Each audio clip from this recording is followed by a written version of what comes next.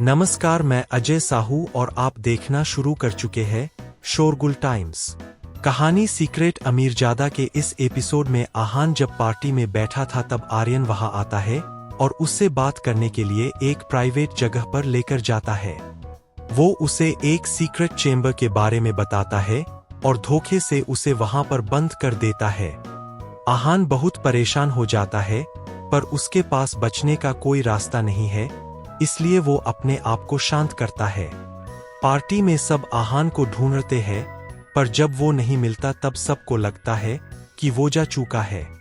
पर जूही को लगता है कि कुछ गड़बड़ है, क्योंकि उनकी बात अधूरी रह गई थी जिसे आहान भी पूरी करना चाहता था। जूही के दिमाग में जो चल रहा था उसने वो महाजन भाइयों को नहीं बताया, बल्कि उसने कहा, मुझे उम्मीद है कि आहान जानते हैं कि वो क्या कर रहे हैं। उसने ये बात डेजर्ट वुल्फ को लेकर बोली थी। इसके बाद दोनों भाई वहां से चले गए थे। जूही अभी भी आहान को लेकर परेशान थी। वो जानती थी कि उसके साथ कुछ अनएक्सपेक्टेड हुआ है, पर क्या ये वो समझ नहीं पा रही थी। उसने आहान के गायब होने के बहुत सारे अंदाजे लगाए। उसने ये भी सोचा कि शायद किसी ने उसे नुकसान पहुंचाया हो, पर उसे उसके मार्शल आर्ट्स स्किल्स के बारे में याद आया। तब वो जान गई कि ऐसा करना पॉसिबल नहीं था। जूही ने मन में सोचा, मैं जानती हूँ वो यही कही है। चाहे जो भी हो जाए, वो रॉय हाउस से बाहर तो बिल्कुल नहीं गए हैं, पर वो कहाँ है ये कैसे पता करूँ। जूही जानती थी कि आहान के साथ जो भी हुआ था वो धोखे से किया गया था, क्योंकि अगर उसके साथ कोई जबरदस्ती करता तो फाइट की नौबत आ सकती थी और सबको पता चल जाता। अब जूही के पास लास्ट ऑप्शन यही था कि रॉय फैमिली में से किसी ने आहान को लॉक कर दिया था। वो फैमिली में ऐसी लोगों को भी जानती थी जो ये कर सकते थे। जूही ने सबको रिकॉल करना शुरू किया। दीनानाथ, रोशन और आर्यन ऐसे लोग थे जो आहान को शायद नुकसान पहुंचा सकते थे।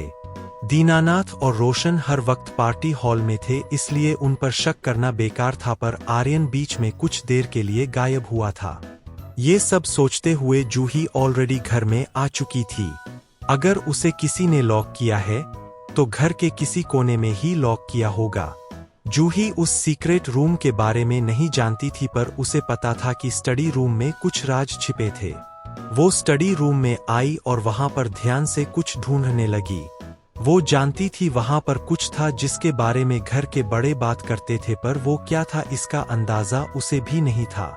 आहान उस चैम्बर से बाहर निकलने की कोशिश कर रहा था, वहीं जूही वहां पर घुसने का रास्ता ढूंढ रही थी। जैसे ही जूही ने एक बुक को हिलाया, वो डर कर कुछ कदम पीछे हो गई। धीरे धीरे एक दरवाजा खुलने लगा और उसने देखा कि एक रास्ता नीचे की तरफ जा रहा था। जूही ने सोचा, जरूर आहान यहीं पर होंगे। ये सोचते जूही नीचे जाने लगी।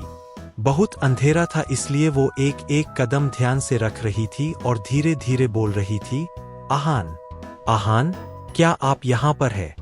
वो बहुत धीरे जा रही थी, क्योंकि उसे डर था कि कहीं वहां पर आहान के अलावा दूसरे लोग ना हो। उसे अंदाजा हो गया था कि आहान को वहां लाने वाला इंसान आर्यन हो सकता है, पर फिर भी उसे पूरा यकीन नहीं था। वो उसे आहान से मिलने के बाद ही पता चल सकता था। कुछ देर चलने के बाद वो उस लोहे के गेट के सामने आ गई थी। अब इसके आगे उसके पास कोई रास्ता नहीं था। जूही आहान का नाम चिल्लाने लगी, पर वो दरवाजा साउंड प्रूफ था, इसलिए आहान को कुछ नहीं सुनाई दे रहा था। जूही इस वक्त बहुत इरिटेट हो गई थी, क्योंकि वो नहीं जानती थी कि आहान अंदर है भी या नहीं। वो दरवाजे को इंस्पेक्ट करने लगी ताकि उसे ऐसा कुछ मिल जाए जिसकी वजह से वो दरवाजा खुल सके, पर ऐसा कुछ नहीं था। वो बहुत इरिटेट हो रही थी, पर साथ ही वो ये भी जानती थी कि ऐसे वो कुछ नहीं कर पाएगी। उसने अपने आप को शांत किया और कुछ सोचने लगी। अचानक से वो भागकर ऊपर गई और स्टडी रूम से एक लोहे की रोड ले आई। वो लाने के बाद जूही उस रोड से दरवाजे पर मारने लगी ताकि कोई वाइब्रेशन आहान तक पहुंच पाए अगर वो अंदर है तो। आहान अंदर सोफे पर बैठा था और सोच रहा था उसे कब कौन बचाने आएगा। जब जूही बाहर से दरवाजे पर मार रही थी तब आहान को अंदर कुछ फील हो रहा था। अंदर अंधेरा था, इसलिए कोई भी आवाज ज्यादा इफेक्ट से सुनाई देगी। वो तुरंत खड़ा हुआ और अंदाजे के हिसाब से वो लोहे के दरवाजे के सामने पहुंच गया। उसे फील हुआ कि दरवाजे में कुछ वाइब्रेशन हो रही थी। आहान दरवाजे के पास आया और उसने कहा, बाहर कोई है क्या? पर साउंड प्रूफ होने की वजह से जूही को कुछ सुनाई नहीं दे रहा था। ये बात आहान समझ गया था, इसलिए उसने दरवाजे पर कान लगाया। अब उसे कुछ ऐसा ढूंढना था जिसकी मदद से वो वाइब्रेशन क्रिएट कर सके और बाहर वाले को समझा सके कि अंदर कोई है। जब आहान को कुछ समझ नहीं आया तब उसने अपनी मार्शल आर्ट्स की किक तकनीक यूज की और दरवाजे पर मारा। रिदम में ब्रेक आने की वजह से जूही रुक गई। वो समझ गई थी कि अंदर कोई था। उसने मन में सोचा, शायद आहान अंदर ही है, पर मैं उन्हें बचाने के लिए उनसे कांटेक्ट कैसे करूं? अंदर आहान भी बहुत कहस हो गया था, पर फिर तुरंत ही मायूस हो गया। भले ही किसी को पता चल गया हो कि वो अंदर है, पर फिर भी उनका कम्युनिकेट करना लगभग नामुमकिन ही था। अचानक से उसे कोई आवाज सुनाई दी। जूही दरवाजे पर एक पर्टिकुलर पैटर्न यूज करके RHYTHYM क्रिएट कर रही थी। आहान उसे बहुत ध्यान से सुन रहा था और समझ गया था कि वो कोई मैसेज क्रिएट करना चाहती है। उसने पहले ये सीक्रेट लैंग्वेज पढ़ी हुई थी, इसलिए वो उस मैसेज का मतलब समझ सकता था। उसे ये देखकर हैरानी हुई कि सामने वाला इंसान उसका नाम ले रहा था। अब आहान अपना मैसेज कम्युनिकेट करने लगा। जैसे ही जूही ने सामने से मैसेज सुना वो खुश हो गई। पहले उसे लगा कि शायद आहान को ये लैंग्वेज ना पता हो, पर उसे ये जानकर खुशी हुई कि आहान वो लैंग्वेज जानता था और मैसेज डिकोड कर सकता था। आहान ने मैसेज भेजा, मैं ही हूँ। जूही ने स्माइल किया और मैसेज भेजा, क्या आप ठीक है? आहान ने कहा, मैं ठीक हूँ, पर आप कौन हो? जूही ने जवाब दिया, जूही। इस जवाब से वो बहुत हैरान हो गया था।